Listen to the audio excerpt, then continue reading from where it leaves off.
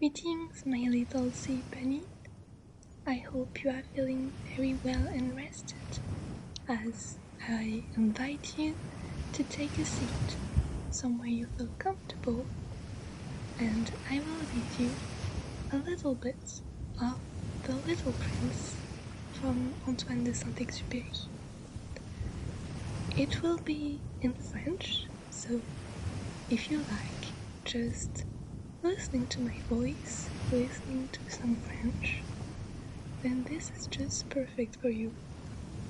And if you just want a little voice to fall asleep to, well, I hope you will find the perfect place.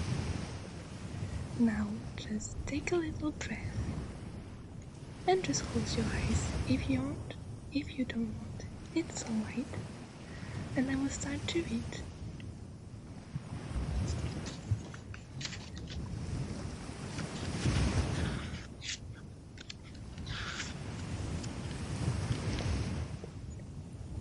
Partie 1.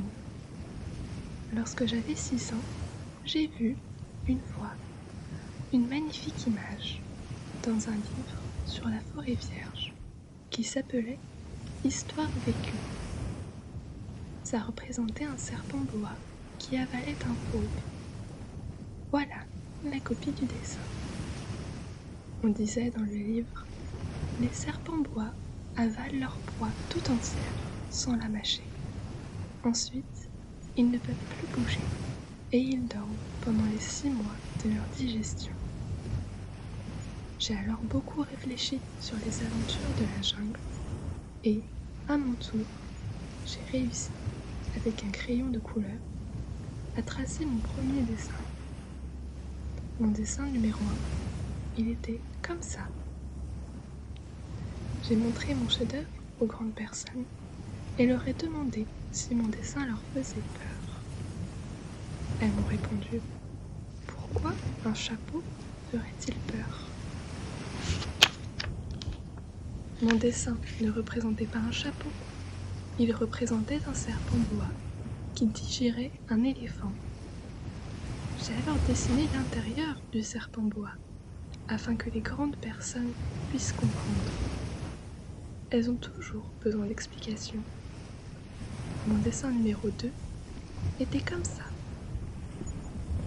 Les grandes personnes ont conseillé de laisser de côté les dessins de serpents boa ouverts ou fermés, et de m'intéresser plutôt à la géographie, à l'histoire, au calcul et à la grammaire. C'est ainsi que j'ai abandonné, à l'âge de 6 ans, une magnifique carrière de peintre.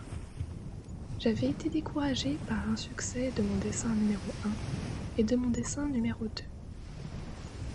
Les grandes personnes ne comprennent jamais rien toutes seules, et c'est fatigant pour les enfants de toujours et toujours leur donner des explications. J'ai donc dû choisir un autre métier et j'ai appris à piloter des avions. J'ai volé un peu partout dans le monde et la géographie, c'est exact, m'a beaucoup servi. Je savais reconnaître du premier coup d'œil la Chine de l'Arizona. C'est très utile si l'on est égaré pendant la nuit. J'ai ainsi eu au cours de ma vie des tas de contacts avec des tas de gens sérieux. J'ai beaucoup vécu chez les grandes personnes. Je les ai vus de très près. Ça n'a pas trop amélioré mon opinion. Quand j'en rencontrais une qui me paraissait un peu lucide, je faisais l'expérience sur elle de mon dessin numéro 1 que j'ai toujours conservé. Je voulais savoir si elle était vraiment compréhensive. Mais toujours, elle me répondait « C'est un chapeau ». Alors, je ne lui parlais ni de serpent bois, ni de forêt vierge, ni d'étoiles. Je me mettais à sa portée. Je lui parlais de bridge, de golf, de politique et de cravate. Et la grande personne était bien contente de connaître un homme aussi raisonnable. Partie 2. J'ai ainsi vécu seule, sans personne avec qui parler véritablement, jusqu'à une panne dans le désert du Sahara, il y a 6 ans.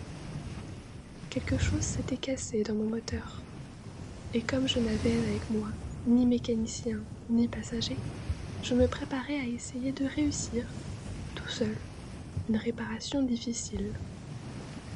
C'était pour moi une question de vie ou de mort. J'avais à peine de l'eau à boire pour 8 jours. Le premier soir, je me suis donc endormie sur le sable, à 1000 et 1000 de toute terre habitée. J'étais bien plus isolée qu'un naufragé sur un radeau au milieu de l'océan. Alors, vous imaginez ma surprise au lever du jour, quand une drôle de petite voix m'a réveillée. Elle disait « S'il vous plaît, dessine-moi un mouton. » Hein ? Dessine-moi un mouton. J'ai sauté sur mes pieds, comme si j'avais été frappée par la foudre. J'ai bien frotté mes yeux, j'ai bien regardé, et j'ai vu un petit bonhomme tout à fait extraordinaire qui me reconsidérait gravement. Voilà le meilleur portrait que plus tard j'ai réussi à faire de lui. Mais mon dessin, bien sûr, est beaucoup moins ravissant que le modèle. Ce n'est pas ma faute. J'avais été découragée dans ma carrière de peintre par les grandes personnes, à l'âge de 6 ans, et je n'avais rien appris à dessiner, sauf les bois fermés et les bois ouverts. Je regardais donc cette apparition avec des yeux tout ronds d'étonnement. N'oubliez pas que je me trouvais à 1000 milles de toute région habitée. Or mon petit bonhomme ne me semblait ni carré, ni mort de fatigue, ni mort de faim, ni mort de soif, ni mort de peur. Il n'avait en rien l'apparence d'un enfant perdu au milieu du désert, à 1000 milles de toute région habitée. Quand je réussis enfin à parler, je lui dis « Mais qu'est-ce que tu fais là ?»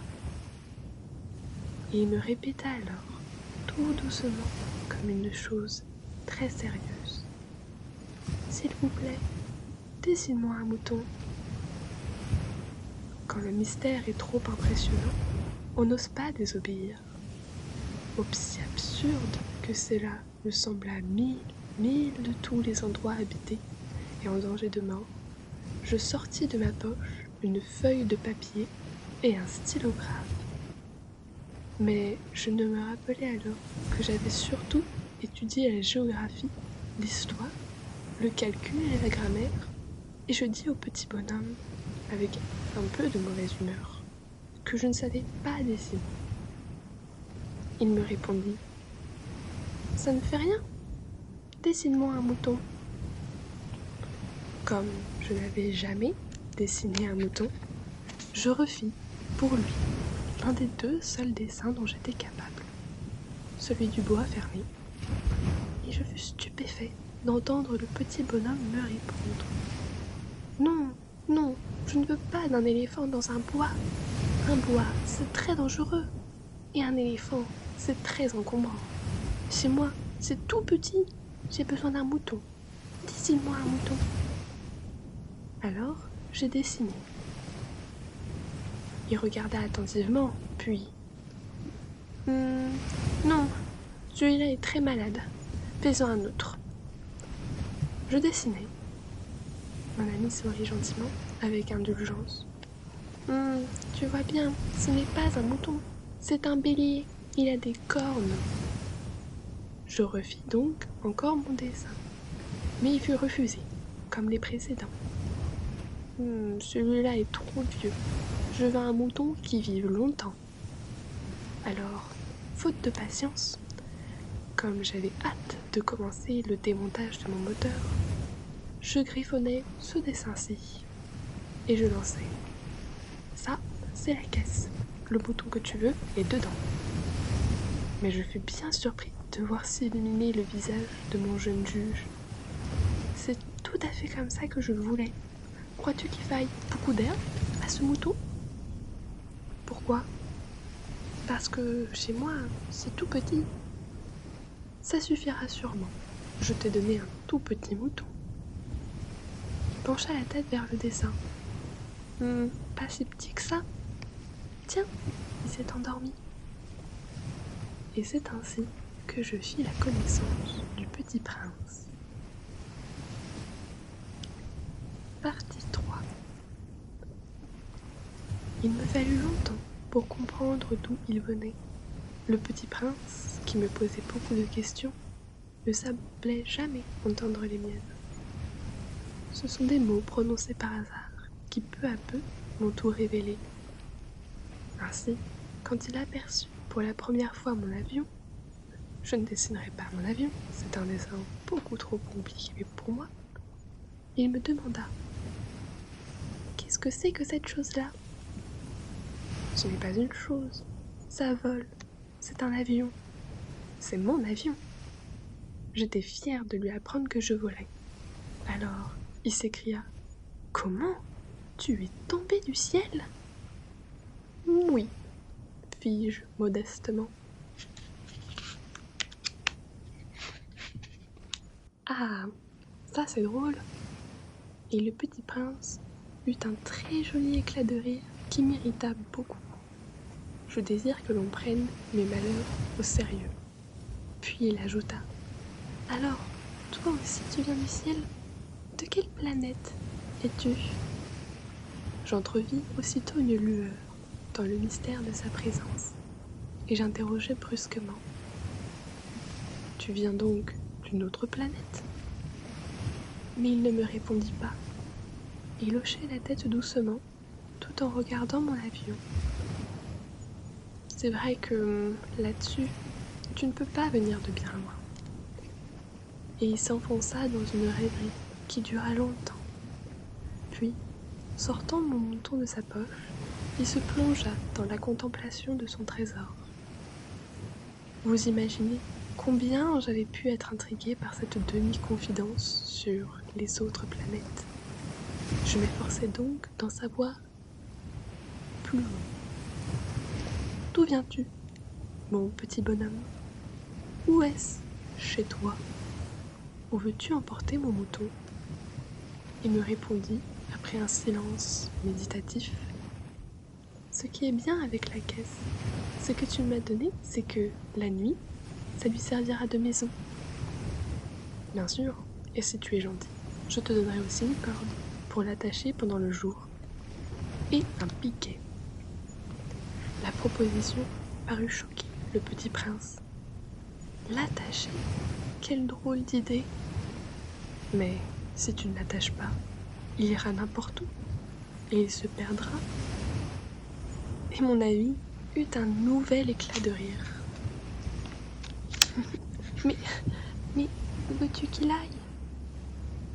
N'importe où, droit devant lui. Alors, le petit prince remarqua gravement. Ça ne fait rien, c'est tellement petit chez moi. Et, avec un peu de mélancolie, peut-être, il ajouta. Droit devant soi, on ne peut aller pas bien loin. Partie 4. J'avais ainsi appris une seconde chose très importante. C'est que sa planète d'origine était à peine plus grande qu'une maison. Ça ne pouvait m'étonner beaucoup.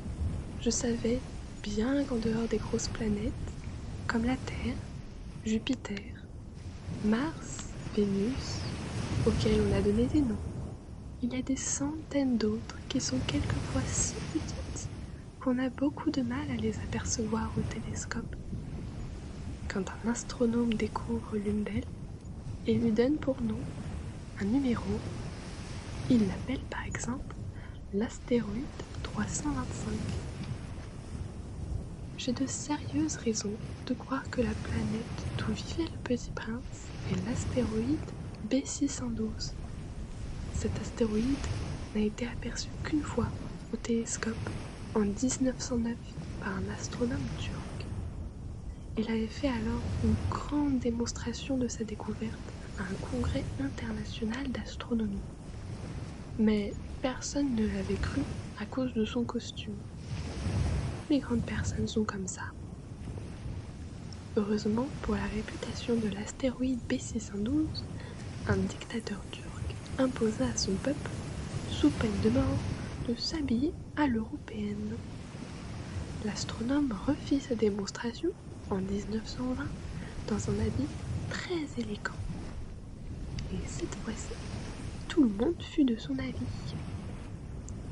Si je vous ai raconté ces détails sur l'astéroïde B612 et si je vous ai confié son numéro, c'est à cause des grandes personnes. Les grandes personnes aiment les chiffres. Quand vous leur parlez d'un nouvel ami, elles ne vous questionnent jamais sur l'essentiel. Elles ne vous disent jamais quel est le son de sa voix, quels sont les jeux qu'ils préfèrent, est-ce qu'ils collectionnent les papillons. Elles vous demandent quel âge a-t-il, combien a-t-il de frères, combien pèse-t-il, combien gagne son père. Alors seulement, elles croient le connaître. Si vous dites aux grandes personnes « J'ai vu une belle maison en briques roses avec des géraniums aux fenêtres et des colombes sur le toit », elles ne parviennent pas à s'imaginer cette maison. Il faut leur dire « J'ai vu une maison de 100 000 francs ». Alors elles s'écrient « Comme c'est joli !» Ainsi, si vous leur dites « La preuve que le petit prince a existé, c'est qu'il est ravissant, qu'il riait et qu'il voulait un mouton. Quand on veut un mouton, c'est la preuve qu'on existe. » Elles hausseront les épaules et vous traiteront d'enfants. Mais si vous leur dites « La planète d'où il venait est l'astéroïde B612 », alors elles seront convaincues et elles vous laisseront tranquille avec leurs questions. Elles sont comme ça. Il ne faut pas leur en vouloir. Les enfants doivent être très indulgents envers les grandes personnes. Mais, bien sûr, nous qui comprenons la vie, nous nous moquons bien des numéros. J'aurais aimé commencer cette histoire à la façon des contes de fées. J'aurais aimé dire « Il était une fois un petit prince qui habitait une planète à peine plus grande que lui et qui avait besoin d'un ami. » Pour ceux qui comprennent la vie, ça aurait l'air beaucoup plus vrai. Car je n'aime pas qu'on lise mon livre à la légère. J'éprouve tant de chagrin à raconter ses souvenirs. Il y a 6 ans déjà que mon ami s'en est allé avec son mouton. Si j'essaye ici de le décrire, c'est afin de ne pas l'oublier. C'est triste d'oublier un ami. Tout le monde n'a pas eu un ami.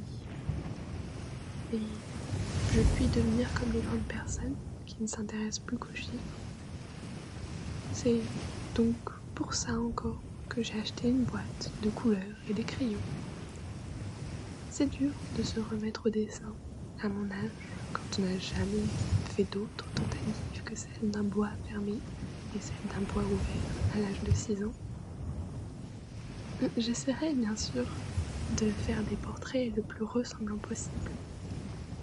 Mais je ne suis pas tout à fait certain de réussir. Un dessin va, et l'autre ne ressemble plus. Je me trompe un peu aussi sur la taille. Ici, le petit prince est trop grand. Là, il est trop petit. J'hésite aussi sur la couleur de son costume. Alors je tâtonne, comme ci et comme ça, tant bien que mal.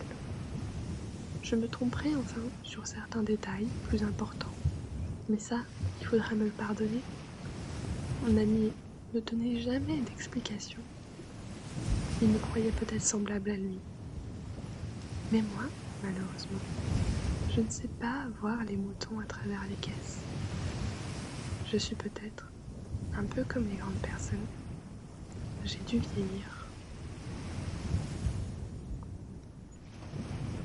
Partie 5. Chaque jour, j'apprenais quelque chose sur la planète, sur le départ, sur le voyage. Ça venait tout doucement, au hasard des réflexions. C'est ainsi que, au 3e jour, je connus le drame des baobabs. Cette fois-ci encore, ce fut grâce au mouton. Car brusquement, le petit prince m'interrogea, comme pris d'un doute grave.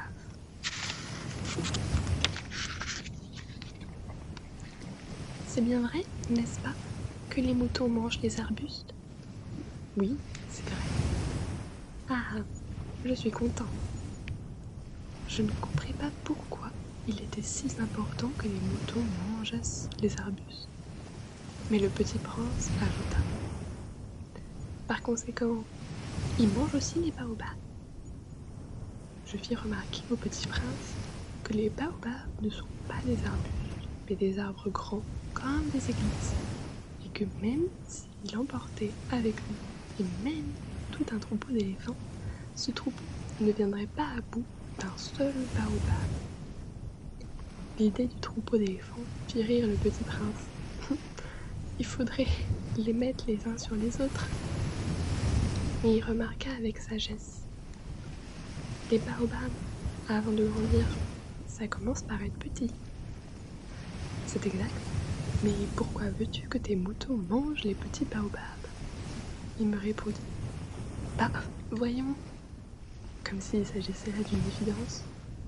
Il me fallut un grand effort d'intelligence pour comprendre à moi seul le problème. Et en effet, sur la planète du Petit Prince, il y a, comme sur toutes les planètes, des bonnes herbes et de mauvaises herbes. Par conséquent, de bonnes graines et de bonnes herbes et de mauvaises graines et de mauvaises herbes. Mais les graines sont invisibles. Elles dorment dans le secret de la terre jusqu'à ce qu'il prenne fantaisie à l'une d'elles de se réveiller. Alors elles s'étirent et poussent, d'abord timidement vers le soleil, une ravissante petite brindille inoffensive. S'il s'agit d'une brindille de radis ou de rosier, on peut la laisser pousser comme elle veut. Mais s'il s'agit d'une mauvaise plante, il faut arracher la plante aussitôt, dès qu'on a su la reconnaître. Or, il y avait des graines terribles sur la planète du Petit Prince. C'étaient des graines de baobab. Le sol de la planète en était infesté. Or, un baobab, si l'on s'y prend trop tard, on ne peut jamais plus s'en débarrasser. Il a perd fort de ses racines. Il encombre toute la planète. Et si la planète est trop petite, et si les baobabs sont trop nombreux, il l'a éclaté.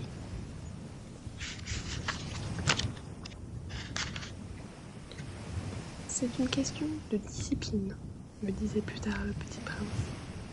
Quand on a terminé sa toilette du matin, il faut faire soigneusement la toilette de la planète. Il faut s'astreindre régulièrement à arracher les baobabs dès qu'on les distingue d'avec ceux des rosiers, auxquels ils ressemblent beaucoup quand ils sont très jeunes. C'est un travail très ennuyeux, mais très facile.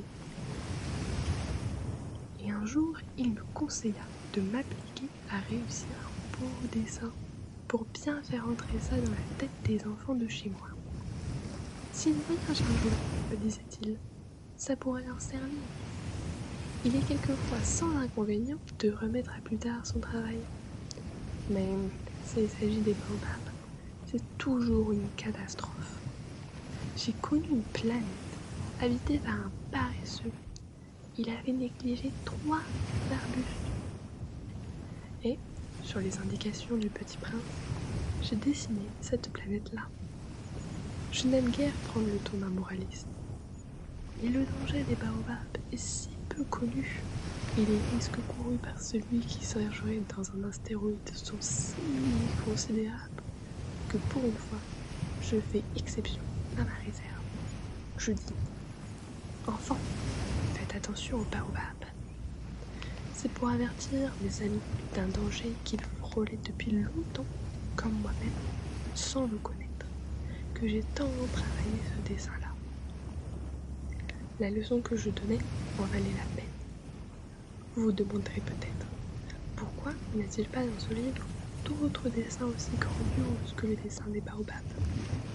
La réponse est bien simple. J'ai essayé, mais je n'ai pas pu réussir.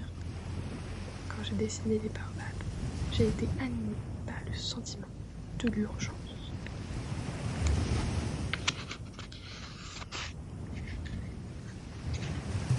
Partie 6.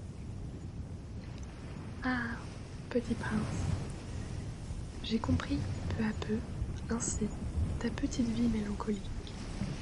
Tu n'avais pas eu longtemps pour distraction que la douceur des couchers du soleil. J'ai appris ce détail nouveau le 4e jour au matin, quand tu m'as dit « J'aime bien les couchers de soleil. Allons voir un coucher de soleil. » Mais il faut attendre. Attendre quoi? Attendre que le soleil se couche. Tu as eu l'air très surpris d'abord, et puis tu arrives de toi-même, et tu m'as dit « Je me crois toujours chez moi. »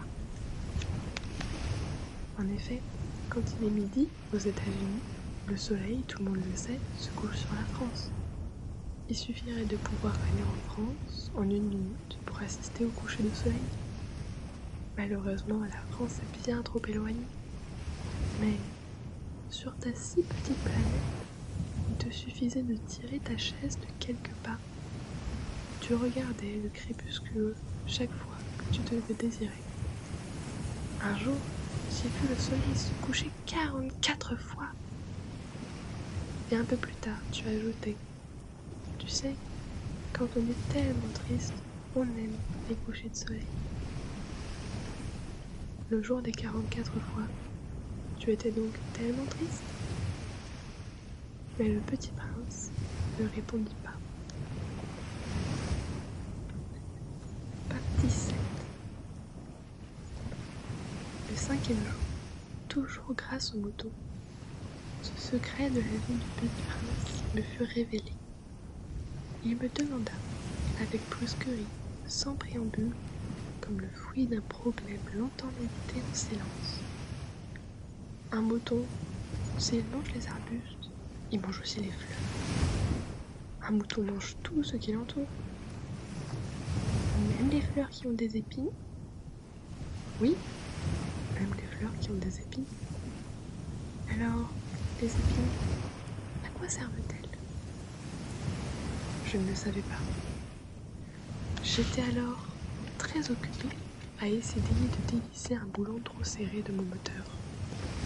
J'étais très soucieux car ma panne commençait à m'apparaître comme très grave. Et l'eau à boire qui s'épuisait me faisait craindre le pire. Les épines, à quoi servent-elles?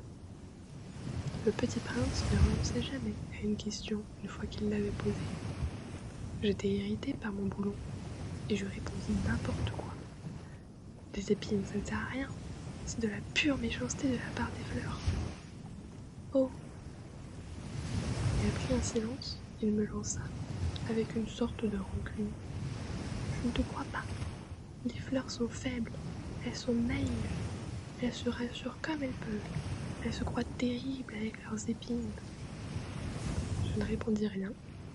À cet instant-là, je me disais, si ce boulon résiste encore, je le ferai sauter d'un coup de marteau. Le petit prince dérangea de nouveau mes réflexions. Et tu crois, toi, que les fleurs... Mais non, je ne crois rien. J'ai répondu n'importe quoi. Je m'occupe, moi, de choses sérieuses.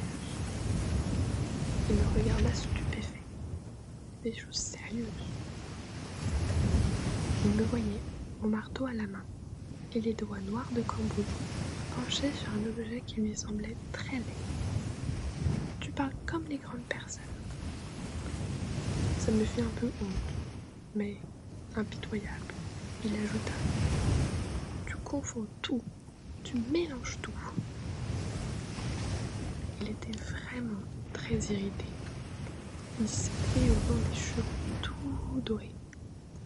Je connais une planète où il y a un monsieur cramoisi. Il n'a jamais respiré une fleur. Il n'a jamais regardé une étoile. Il n'a jamais aimé personne. Il n'a jamais rien fait d'autre que des salutations. Et toute la journée, il répète comme toi. Je suis un homme sérieux. Je suis un homme sérieux. Et ça l'a fait gonfler d'orgueil. Mais ce n'est pas un homme. c'est un champignon. Un quoi? Un champignon. Le petit prince était maintenant tout pâle de colère. Il y a des millions d'années que les fleurs fabriquent des épines. Il y a des millions d'années que les moutons mangent quand même les fleurs. Et ce n'est pas sérieux de chercher à comprendre pourquoi ils se donnent tant de mal pour se fabriquer des épines qui ne servent jamais à rien. Ce n'est pas important, la guerre des moutons et des fleurs. Ce n'est pas plus sérieux et plus important que les additions d'un grand monsieur rouge. Et si je connais, moi, une fleur unique au monde, qui n'existe nulle part, sauf dans ma planète, et qu'un petit mouton peut anéantir d'un seul coup, comme ça un matin, sans même s'en rendre compte de ce qu'il fait, ce n'est pas important, ça. Il rougit, puis reprit. Si quelqu'un aime une fleur qui n'existe qu'à un exemplaire dans les millions et des millions d'étoiles, ça suffit pour qu'il soit heureux quand il la regarde. Il se dit, ma fleur est là, quelque part. Mais si le mouton mange la fleur, c'est pour lui comme si, brusquement, toutes les étoiles s'éteignaient. Et ce n'est pas important, ça. Il ne put rien dire de plus. Il éclata brusquement en sanglots. La nuit était tombée, j'avais lâché mes outils. Je me moquais bien de mon marteau, de mon boulot, de la soif et de la mort. Il y avait, sur une étoile, une planète, la mienne, la Terre. Un petit prince à consoler. Je le pris dans les bras, je le berçai, je lui disais « La fleur que tu aimes n'est pas en danger. Je lui dessinerai une muselière à ton mouton. Je te dessinerai une armure pour ta fleur. Je ne savais pas trop quoi dire. Je me sentais très maladroit. Je ne savais pas comment l'atteindre ou le rejoindre. C'est tellement mystérieux, le pays des larmes. Partie 8. J'appris bien vite à mieux connaître cette fleur. Il y avait toujours eu sur la planète du petit prince des fleurs très simples, très ornées d'un seul rang de pétales, et qui ne tenaient point de place, et qui ne dérangeaient personne. Elles apparaissaient un matin dans l'herbe, puis elles s'éteignaient le soir. Mais celle-là avait germé un jour, d'une graine apportée dans ses joues, et le petit prince avait surveillé de très près cette brindille qui ne ressemblait pas aux autres brindilles. Ça pourrait être un nouveau genre de baobab. Mais l'arbuste cessa vite de croître et commença à me préparer une fleur. Le petit prince qui assistait à l'installation d'un bouton énorme se rendait bien qu'il en sortirait une apparition miraculeuse. Mais la fleur n'en finissait pas de se préparer à être belle, à l'abri de sa chambre verte. Elle choisissait avec soin ses couleurs. Elle s'habillait lentement, elle ajustait un à un ses pétales. Elle ne voulait pas sortir toute fripée comme les coquelicots. Elle ne voulait pas apparaître que dans le plein rayonnement de sa beauté. Et oui, elle était très coquette. Sa toilette mystérieuse avait donc duré des jours et des jours.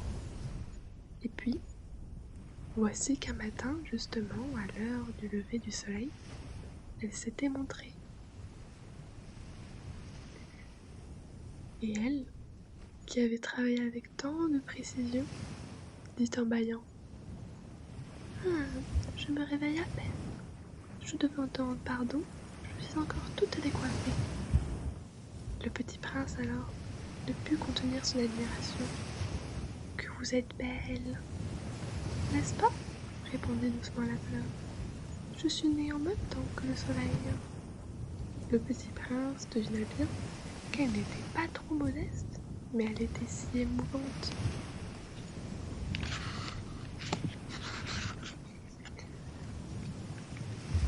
C'est l'heure, je crois, du petit déjeuner, avait-elle bientôt ajouté. Auriez-vous la bonté de penser à moi? Et le petit prince, tout confus, ayant été chercher un arrosoir d'eau fraîche, avait servi la fleur. Ainsi l'avait-elle bien vite tourmentée par sa vanité, un peu ombrageuse. Un jour, par exemple, parlant de ses 4 épines, elle avait dit au petit prince Ils peuvent venir, les tigres, avec leurs griffes. Il n'y a pas de tigre sur ma planète, avait objecté le petit prince.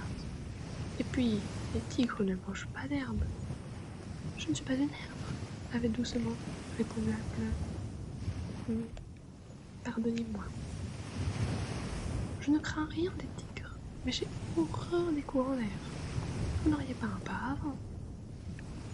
Horreur des courants d'air? Ce n'est pas de chance pour une plante, avait remarqué le petit prince. Cette fleur est bien compliquée. Le soir, vous me mettrez un sous-globe. Il fait très froid chez vous. C'est mal installé. Là d'où je viens. Mais elle s'était interrompue. Elle était venue sous forme de graine. Elle n'avait rien pu connaître des autres mondes.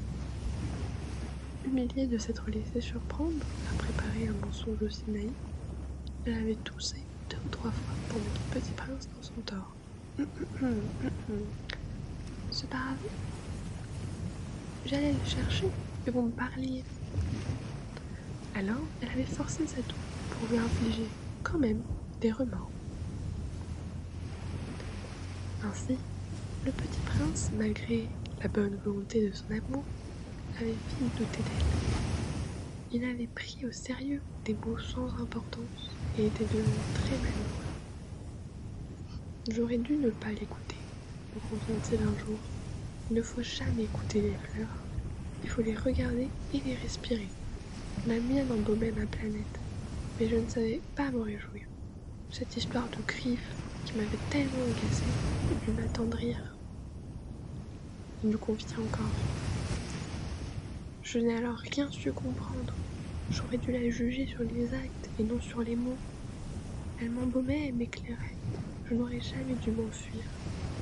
J'aurais dû deviner sa tendresse derrière ses pauvres ruses. Les fleurs sont si contradictoires, mais j'étais trop jeune pour savoir les mots.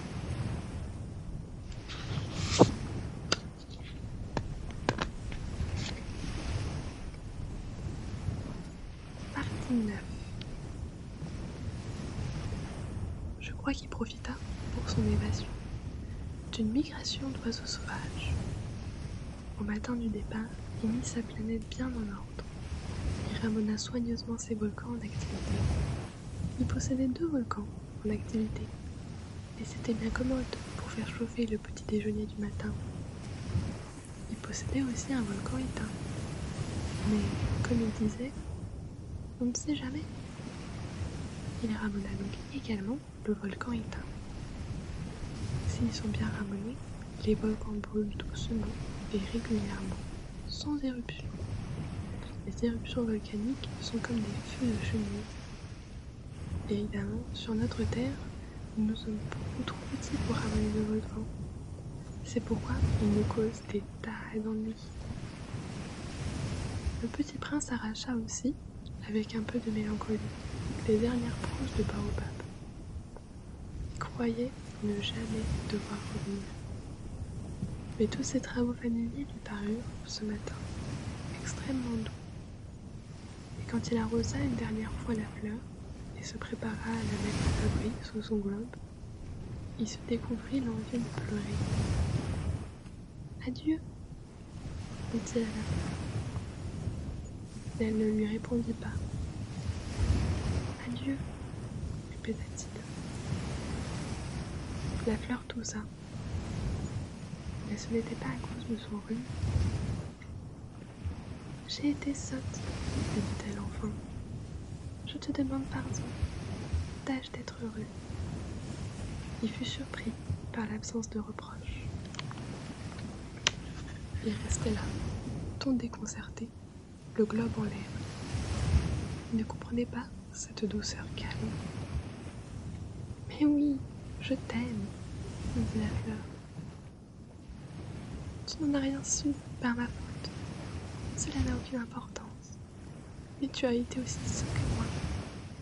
Tâche d'être heureux. Laisse ce globe tranquille, je n'en veux plus. » Mais le vent...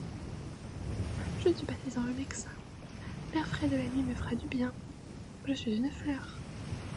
Mais les bêtes Il faut bien que je supporte 2 ou 3 chenilles si je veux connaître les papillons. Il paraît que c'est tellement beau. Sinon, qui me rendra visite? Tu seras loin, toi? Quant aux grosses bêtes, je ne crains rien. J'ai des griffes. Et elle montrait naïvement ses 4 épines. Puis elle ajouta: Ne traîne pas comme ça, c'est agaçant. Tu as décidé de partir. Va-t'en. Car elle ne voulait pas qu'il la vît pleurer. C'était une fleur tellement orgueilleuse. Partie 10. Il se trouvait dans la région des astéroïdes 325, 326, 327, 328, 329 et 330. Il commença donc par les visiter pour y chercher une occupation et pour s'instruire. Le premier était habité par un roi. Le roi siégeait, habillé de pourpre et d'hermine, sur un trône très simple et cependant très majestueux. « Ah, voilà un sujet !» s'écria le roi quand il aperçut le petit prince. Et le petit prince se demanda: comment peut-il me reconnaître, puisqu'il ne m'a encore jamais vu? Il ne savait pas que, pour tous les rois, le monde est très simplifié. Tous les hommes sont des sujets. « Approche-toi, que je te vois mieux, » lui dit le roi qui était tout fier d'être enfin roi pour quelqu'un. Le petit prince chercha des yeux où s'asseoir, mais la planète était toute encombrée par le magnifique manteau d'hermine. Il resta donc debout, et comme il était très fatigué, il bâilla. « Il est contraire à l'étiquette de bâiller en présence d'un roi, » lui dit le monarque. « Je te l'interdis. »« Je ne peux pas m'en empêcher, » répondit le petit prince tout confus. « J'ai fait un long voyage, et je n'ai pas dormi. »« Alors, » lui dit le roi, « je t'ordonne de bâiller. Je n'ai vu personne bâiller depuis des années. Les bâillements sont pour moi des curiosités. Allons, baille encore, c'est un ordre. »« Ça m'intimide, je ne peux plus, » fit le petit prince tout rouissant. « répondit le roi. « Alors je t'ordonne tantôt de bâiller et tantôt de... » Il bredouillait un peu et paraissait vexé, car le roi tenait essentiellement à ce qu'on obéisse, que son autorité fût respectée. Il ne tolérait pas la désobéissance. C'était un monarque absolu.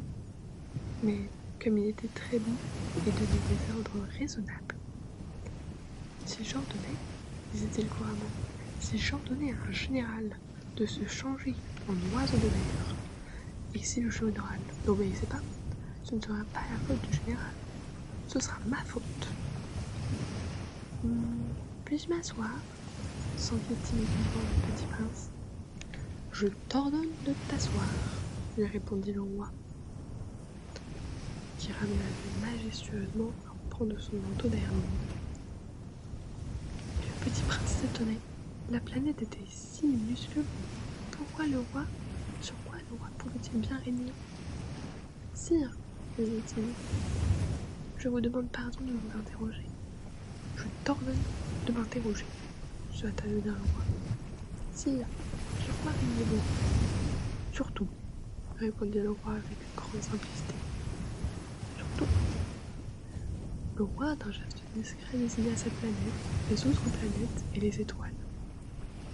Surtout ça, dit le petit prince. Surtout ça, répondit le roi. Car non seulement c'était un monarque absolu, mais c'était un monarque universel. Et les étoiles vous obéissent? Bien sûr, dit le roi. Elles obéissent aussitôt. Je ne tolère pas l'indiscipline. Un tel pouvoir émerveilla le petit prince. S'il l'avait détenu lui-même, il n'aurait pas assisté, non pas à 44, mais à 72, ou même à 100, ou même à 200 couchers de soleil dans la même journée, sans avoir jamais attiré sa chaise. Et comme il se sentait un peu triste à cause du souvenir de sa petite planète abandonnée, il s'enhardit à solliciter une grâce du roi. « Je voudrais voir un coucher de soleil. Faites-moi plaisir, ordonnez au soleil de se coucher. » Si j'ordonnais à un général de voler d'une fleur à l'autre à la façon d'un papillon, ou vous décrire une tragédie, ou de se changer en oiseau de mer. Et si le général n'exécutait pas l'ordre reçu, qui, de lui ou de moi, serait dans le tort? Ce serait vous, dit fermement le petit prince.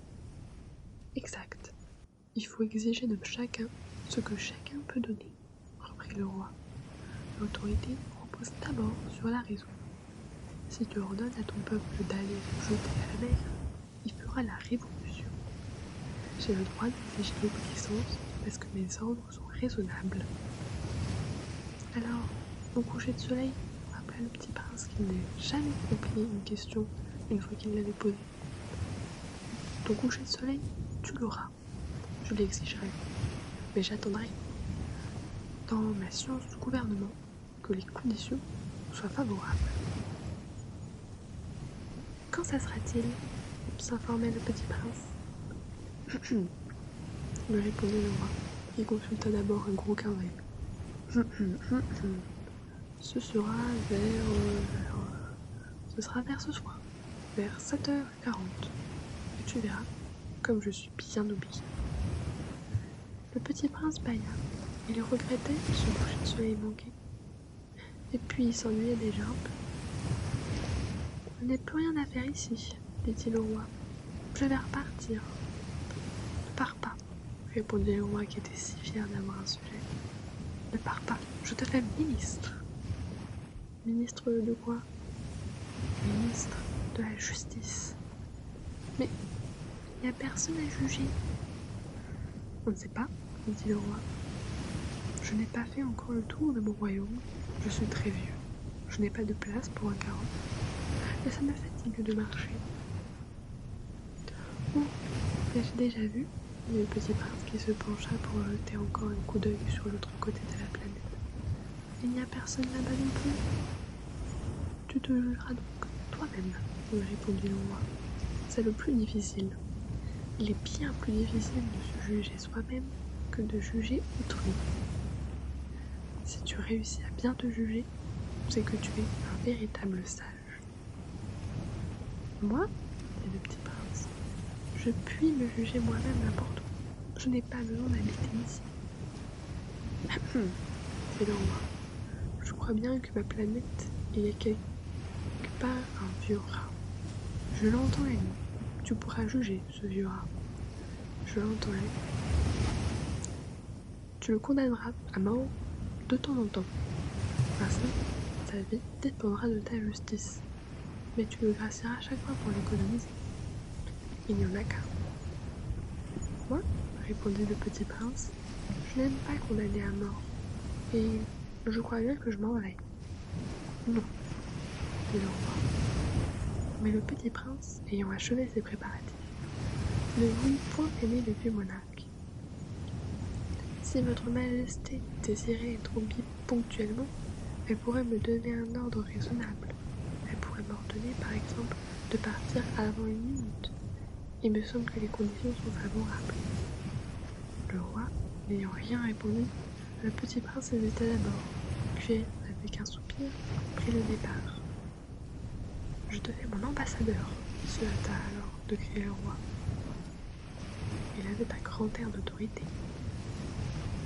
Les grandes personnes sont bien étranges, se dit le petit prince en lui-même durant son voyage. And here is where I will finish this first part. I will read the next part on another video, maybe for another night. I hope you enjoy this first half of the book. If you enjoyed it, maybe you'll be able to have a better sleep.